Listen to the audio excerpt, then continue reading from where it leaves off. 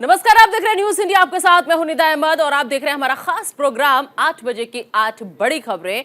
और इस प्रोग्राम में दरअसल हम अपने इस प्रोग्राम में उन 8 बड़ी खबरों की बात करते हैं सबसे पहले, जिनके बारे में आपके लिए रूबरू होना बेहद जरूरी है। तो आज की पहली बड़ी खबर आपको बता दें कि आज गृहमंत्री अमित शाह अपने गृह राज्य गुजरात में मकर संक्रांति मनाएंगे। और आज की दूसरी बड़ी खबर है देहरादून से, जहां रक्षा मंत्री राजनाथ सिंह जो है वो पहले वॉर मेमोरियल का उद्घाटन करेंगे। और उसके बाद आज की तीसरी बड़ी खबर है संत प्रमुख मोहन भागवत को लेकर। बता दें आपको कि आज से 3 दिवसीय ओडिशा पर रहेंगे दौरे पर मोहन भागवत। और चौथी बड़ी खबर, जनता दल यूनाइटेड के पूर्व अध्यक्ष शरद यादव का आज अंतिम संस्कार है। पांचवी बड़ी खबर आपकी टीवी स्क्रीन पर, अहमदाबाद में मकर संक्रांति के मौके पर अंतर्राष्ट्रीय पतंग उत्सव का आयोजन है। और उसके बाद हम बात करेंगे छठी बड़ी खबर की, जिसमें हम आपको बताएंगे राष्ट्रपति भवन में नहीं होगा गार्ड अदला बदली समारोह। आपको बताने की 7वीं खबर आज मुंबई में है, डबल डेकर ई बस सेवा की आज शुरुआत होने जा रही है। और सबसे आखिर में हम बात करेंगे हॉकी वर्ल्ड कप की। हॉकी वर्ल्ड कप में भारत ने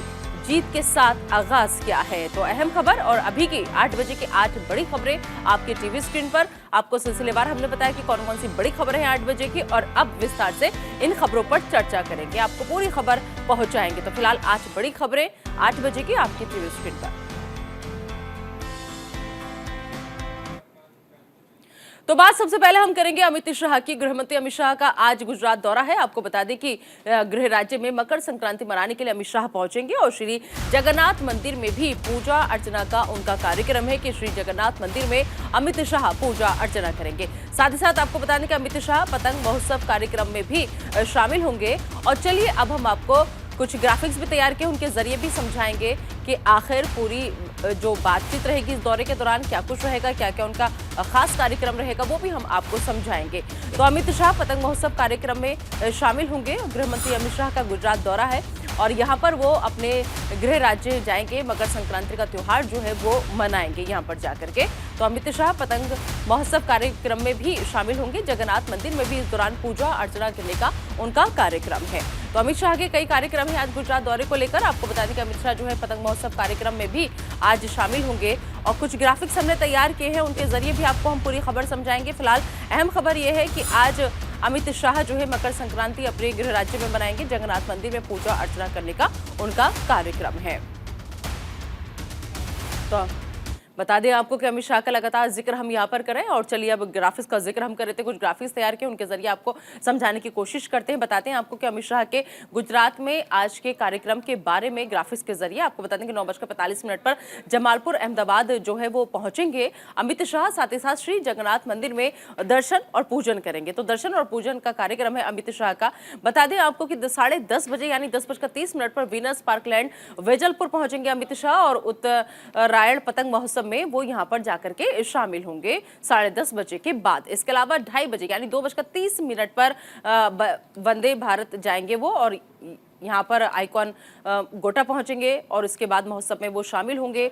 तो 3:30 बजे कलोल गांधी नगर पहुंचेंगे अमित शाह। कपिलेश्वर महादेव मंदिर में दर्शन और पूजन का उनका कार्यक्रम है। 4 बजे महोत्सव में वो फिर से पतंग महोत्सव में शामिल होंगे अमित शाह। तो ये आपका कार्यक्रम बताया हमने मिनट टू मिनट आप लोगों को अमित शाह का, कि किस तरीके से आज गुजरात के दौरे पर वो रहेंगे, कितने बजे कहां पहुंचेंगे अमित शाह।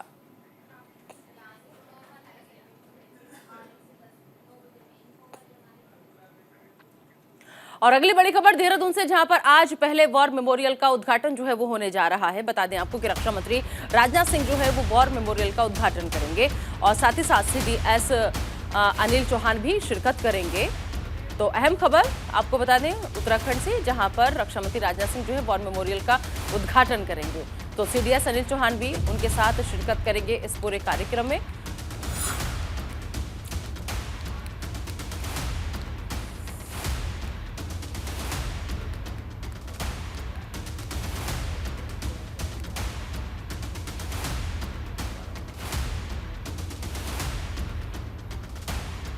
तो देहरादून में आज पहले वॉर मेमोरियल का उद्घाटन जो है वो होने जा रहा है। रक्षा मंत्री राजनाथ सिंह उद्घाटन करेंगे यहाँ पर वॉर मेमोरियल का, और देहरादून में ये उद्घाटन होना है।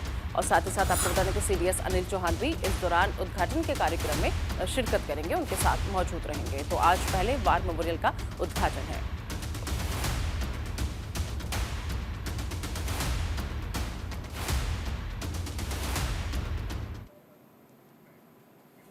और बात करेंगे मोहन भागवत की, क्योंकि मिशन ओडिशा पर है मोहन भागवत। ओडिशा के 3 दिवसीय दौरे पर है संघ प्रमुख मोहन भागवत और आज राउरकेला पहुंचेंगे आरएसएस चीफ मोहन भागवत। बता दें आपको कि सरस्वती विद्या मंदिर के सदस्यों से मुलाकात का उनका कार्यक्रम है, मुलाकात करेंगे और साथ ही साथ आरएसएस जो है वो सरस्वती विद्या मंदिर का संचालन भी करती है। तो आज यहाँ पर ओडिशा दौरे पर संघ प्रमुख जब पहुंचेंगे तो सरस्वती विद्या मंदिर के सदस्यों से वो मुलाकात करेंगे। इसके पीछे सबसे बड़ी वजह यह भी है कि सरस्वती विद्या मंदिर का जो आरएसएस है वो संचालन करती है, लिहाजा आज यहाँ के जो सदस्य हैं उनसे बातचीत की जाएगी। तो ओडिशा के 3 दिवसीय दौरे पर है संघ प्रमुख और इस दौरे के दौरान आज का जो उनका कार्यक्रम है वो बता दें कि आज राउरकेला पहुंचेंगे आरएसएस चीफ मोहन भागवत और इसके बाद वो सरस्वती विद्या मंदिर के सदस्यों से मुलाकात का उनका कार्यक्रम है। जो इस मंदिर के तमाम सदस्य से उनसे वो मिलेंगे, क्योंकि आरएसएस जो है वो सरस्वती विद्या मंदिर का संचालन करती है, लिहाजा आज वहां के सदस्यों से मुलाकात का भी कार्यक्रम है मोहन भागवत का। तो 3 दिवसीय दौरे पर है संघ प्रमुख मोहन भागवत, ओडिशा के दौरे पर है।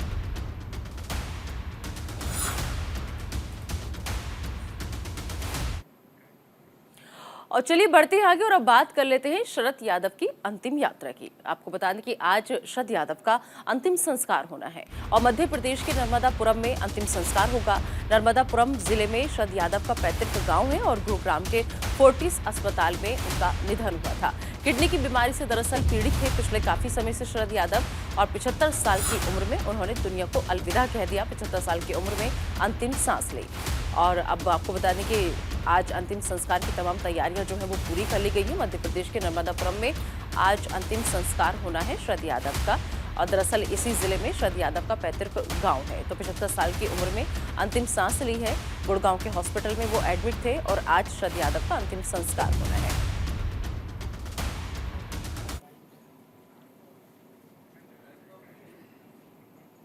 और चलिए आगे बढ़ते हैं और अब एक नजर डाल लेते हैं शरद यादव के राजनीतिक सफर पर कि आखिर कैसा रहा उनका राजनीतिक सफर। शरद यादव का सफर जो रहा वो 1 जुलाई 1947 को होशंगाबाद में उन्होंने जन्म लिया था और पहली बार 1974 में लोकसभा के वो सदस्य बने। इसके बाद आपको बता दें कि शरद यादव जो थे वो 7 बार लोकसभा सांसद रहे, जिसमें जो आते हैं राज्य वो बिहार, एमपी और यूपी से उन्होंने लोकसभा चुनाव जीता था और 3 राज्यों से लोकसभा चुनाव जीतने वाले इकलौते नेता मधेपुरा लोकसभा सीट से उन्होंने 4 बार वो सांसद रहे यहां से मधेपुरा लोकसभा सीट से। और इसके अलावा 1997 में जनता दल के अध्यक्ष जो थे वो बन गए थे। और साथ ही साथ हम आपको बताएं कि नीतीश कुमार के राजनीतिक गुरु के रूप में भी शरद यादव को पहचान मिली हुई थी कि नीतीश कुमार के राजनीतिक गुरु है। 1999 में लालू यादव को मधेपुरा लोकसभा चुनाव में उन्होंने हराया था। 3 बार राज्यसभा से भी वो निर्वाचित हुए थे। तो शरद यादव का ये राजनीतिक सफर कुछ इस तरीके से रहा कि 1 जुलाई 1947 को होशंगाबाद में उन्होंने जन्म लिया और उसके बाद में जब उन्होंने राजनीति में कदम रखा तो पहली बार 1974 में लोकसभा सदस्य वो बन गए थे शरद यादव। आज शरद यादव का अंतिम संस्कार जो है वो होना है। नर्मदापुरम जिला है उनका, शरद यादव का पैतृक गांव है, यहीं पर उनका अंतिम संस्कार आज होना है।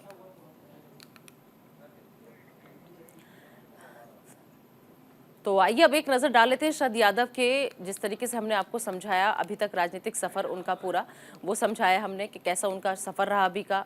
1 जुलाई 1947 वो तारीख जब होशंगाबाद में जन्म लिया था, पहली बार 1974 में लोकसभा सदस्य वो बन गए थे और शरद यादव ने आपको बता दें कि 7 बार लोकसभा सांसद वो रहे हैं। मधेपुरा लोकसभा सीट से 4 बार वो सांसद रहे और इसके अलावा 1997 में जनता दल के अध्यक्ष वो बन गए थे। और बता दें आपको शरद यादव जो थे वो 3 बार राज्यसभा से भी निर्वाचित हुए थे। 3 राज्यों में लोकसभा चुनाव जीतने वाले इकलौते नेता थे शरद यादव।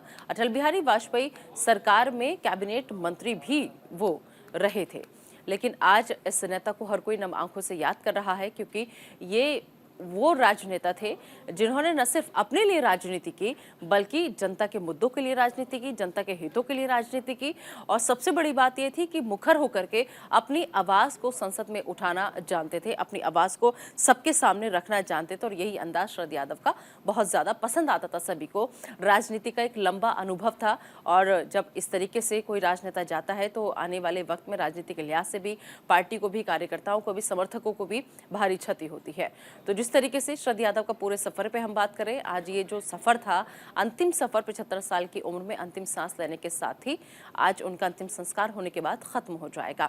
तमाम लोग जो हैं वो घर पर पहुंच रहे हैं, श्रद्धा सुमन अर्पित कर रहे हैं। अमित शाह भी पहुंचे थे, हरियाणा के मुख्यमंत्री मनोहर लाल खट्टर भी पहुंचे थे, राहुल गांधी भी अपनी भारत जोड़ो यात्रा रोक करके यहाँ पर पहुंचे थे। तो आज शरद यादव का अंतिम संस्कार होना है, उनके मध्य प्रदेश के नर्मदापुरम में अंतिम संस्कार होगा।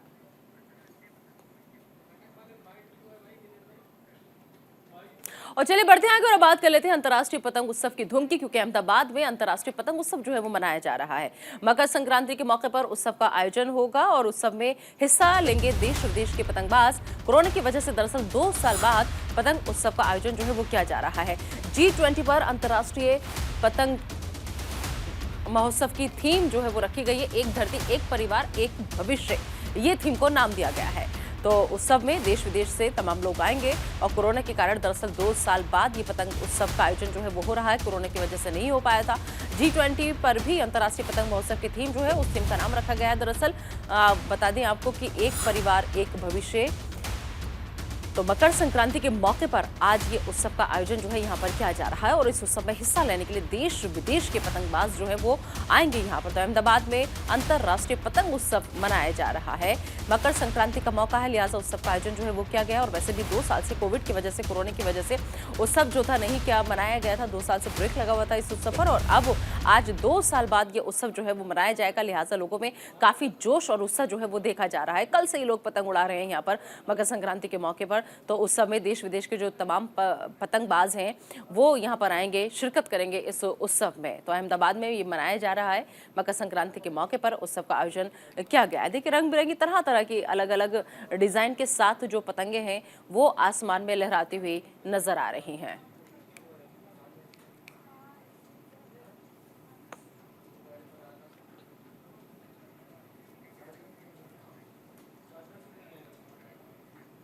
और चलिए आगे बढ़ेंगे, बात कर लेते हैं राष्ट्रपति भवन की। दरअसल राष्ट्रपति भवन से एक अहम खबर है कि राष्ट्रपति भवन में गार्ड का अदला बदली समारोह जो है वो नहीं होगा। आज से 28 जनवरी के बीच समारोह नहीं होगा। गणतंत्र दिवस परेड की तैयारियों के चलते ये फैसला जो है वो लिया गया है। पारंपरिक तौर पर अगर हम बात करें तो पारंपरिक तौर पर अदला बदली कार्यक्रम जो है वो होता है। हर सप्ताह राष्ट्रपति के गार्ड्स के समूह के पारंपरिक तौर पर अदला बदली का कार्यक्रम जो है वो आयोजित होता है। लेकिन क्योंकि गणतंत्र दिवस है, लिहाजा गणतंत्र दिवस पर परेड और बीटिंग रिट्रीट की समारोह की वजह से, क्योंकि वहां पर पूरा अभ्यास जो है वो चल रहा है और यही वजह है कि अब अदला बदली समारोह जो है वो नहीं होगा। तो राष्ट्रपति भवन में गार्डों की अदला बदली जो है वो नहीं की जाएगी। आज से 28 जनवरी तक ये मनाही आई है। गणतंत्र दिवस परेड की तैयारियों के चलते ये फैसला जो है वो लिया गया है।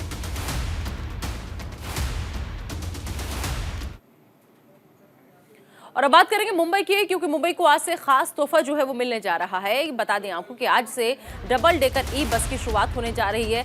बेस्ट इलेक्ट्रिक डबल डेकर बसें जो हैं वो लॉन्च करेगा और साथ ही साथ आपको बता दें कि अपनी प्रीमियम ई बस सेवा जो है वो भी शुरुआत करने जा रहा है ये परिवहन। तो आज से डबल डेकर ई बस सेवा की शुरुआत होगी। बेस्ट इलेक्ट्रिक डबल डेकर बसें लॉन्च आज हो जाएंगी मुंबई की सड़कों पर। बता दें आपको कि मुंबई को आज से ये खास तोहफा जो है वो मिलने जा रहा है मुंबई वासियों को यहाँ पर। तो आज से डबल डेकर ई बस सेवा की शुरुआत होने जा रही है। इस बस की दरअसल मांग इससे भी बहुत ज़्यादा थी, क्योंकि मुंबई में ट्रैफिक बहुत ज़्यादा होता है, समस्या होती है। लोकल ट्रेन के सारे लोग वहां पर अपनी मंजिल तक का सफ़र पूरा करते हैं और ऐसे में जब मुंबई को आज ये खास तोहफा मिलेगा तो लोग जो है वो राहत महसूस करेंगे, क्योंकि आज से डबल डेकर ई बस की सेवा की शुरुआत जो है वो मुंबई की सड़कों पर होने जा रही है। तो मुंबई वासी काफ़ी राहत महसूस करेंगे, क्योंकि काफ़ी लंबे वक्त से इस बस की डिमांड जो थी वो मुंबई वासी कर रहे थे कि इस तरीके का कोई भी परिवहन विभाग की तरफ से एक पब्लिक ट्रांसपोर्ट होना चाहिए जिससे लोग आसानी से अपना सफ़र पूरा कर सकें।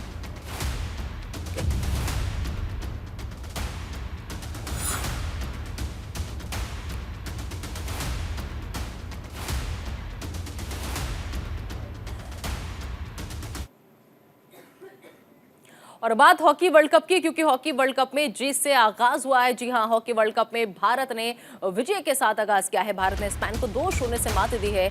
अमित रोहिदास और हार्दिक सिंह ने गोल दागे हैं। बता दें कि Amit Rohidas player of the match चुने गए हैं। तो हॉकी वर्ल्ड कप की हम बात कर रहे हैं। यहाँ पर भारत ने स्पेन को 2-0 से मात दी है। अमित रोहिदास और हार्दिक सिंह ने गोल दागे हैं यहाँ पर। तो हॉकी वर्ल्ड कप में भारत का विजय आगाज जो है वो हुआ है। अमित रोहिदास जो है वो प्लेयर ऑफ द मैच चुने गए हैं इस पूरे गेम के। बहुत अच्छा उन्होंने प्रदर्शन था उनका, बहुत अच्छा गेम उन्होंने पूरा खेला। तो भारत के लिए ये अच्छी खबर कि भारत ने स्पेन को 2-0 से मात दे दी है।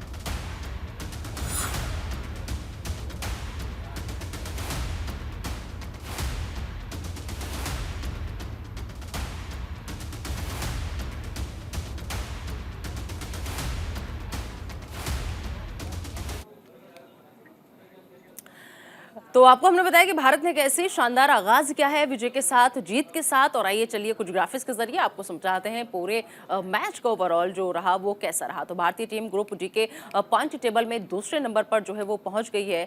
और साथ ही साथ आपको बता दें ग्रुप डी के पॉइंट टेबल में नंबर 1 पर इंग्लैंड है। और इंग्लैंड की अगर हम बात करें तो इंग्लैंड ने पिछले मैच में वेल्स को 5-0 से हराया था।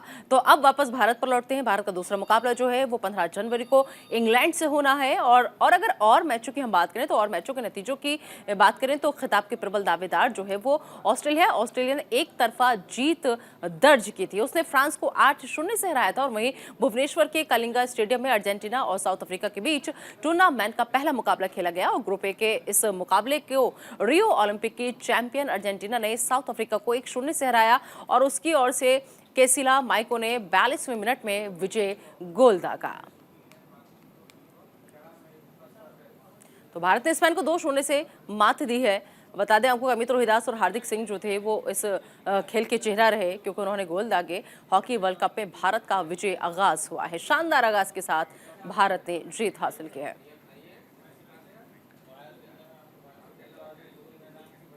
तो फिलहाल 8 बजे की 8 बड़ी खबरें आप तक हमने पहुंचाई। और आइए चलिए आगे बढ़ते हैं, रुक कर लेते हैं कुछ और अहम खबरों का। बात करेंगे सबसे पहले ओडिशा में महिला क्रिकेटर की। दरअसल आपको बता दें कि ओडिशा में महिला क्रिकेटर की संदिग्ध हालत में मौत की खबर सामने आई है। पेड़ से लटका मिला है खिलाड़ी राजश्री स्वयं का शव। कटक के पास घने जंगल से शव को बरामद किया गया है। परिवार ने फिलहाल हत्या का आरोप लगाया है। बता दें आपको कि 11 जनवरी से राजश्री लापता थी। 12 जनवरी को कोच ने शिकायत जो थी वो दर्ज कराई थी। तो ओडिशा में मेंस हॉकी वर्ल्ड कप के बीच सनसनीखेज खबर जो है वो सामने आई है। मामला महिला क्रिकेटर की संदिग्ध हालत में मौत का है। ओडिशा की होनहार घरेलू महिला क्रिकेटर राजश्री का शव पेड़ से लटका हुआ मिला। राजश्री 11 जनवरी से लापता थी, जिसे लेकर 12 जनवरी को उसके कोच ने कटक शहर के थाने में गुमशुदगी की रिपोर्ट दर्ज कराई थी। हालांकि महिला क्रिकेटर के परिवार वाले जो है वो ये लगातार आरोप लगा रहे हैं कि ये एक हत्या है क्योंकि उसके शरीर पर चोट के निशान भी थे, ये कहना परिवार वालों का। वहीं परिवार ने ओडिशा क्रिकेट एसोसिएशन पर भी गंभीर आरोप लगाए हैं। परिवार का यह आरोप है कि बेहतर खेल प्रदर्शन के बावजूद नेशनल लेवल के लिए राजश्री का टीम में सिलेक्शन नहीं किया गया और इससे वो आहत थी। कटक के डीसीपी पिनाक मिश्रा ने कहा कि मामले में आपको बता दें कि अननेचुरल डेथ का केस जो है वो दर्ज कर लिया गया है। फिलहाल मृतका का स्कूटर और हेलमेट जो है वो एक जंगल के पास लवारिस पाया गया है और उसका मोबाइल फोन भी स्विच ऑफ मिला है। लिहाजा सभी एंगल से फिलहाल पुलिस जो है वो जांच कर रही है। First of all, Odisha Cricket Association is really shocked about the incident happened today with Rajashri Swai. बाकी एलिगेशन के बारे में जो उनका पेरेंट्स लगाया है कि ओसीए उसमें इन्वॉल्व है, ओसीए सिलेक्शन कमेटी प्रोसेस जो सबके लिए रहता है वो पूरा ट्रांसपेरेंसी उसमें है। सिलेक्शन कमेटी जो सिलेक्ट करते हैं प्लेयर को on the basis of their performance, their experience and their credentials, उसको देख के वो सिलेक्ट करते हैं। बाकी आप देखेंगे if you can see the leader board of their performance, वो उसके ऊपर भी 2-3 प्लेयर ऐसे हैं जो कि उस टीम में भी आ सकते थे।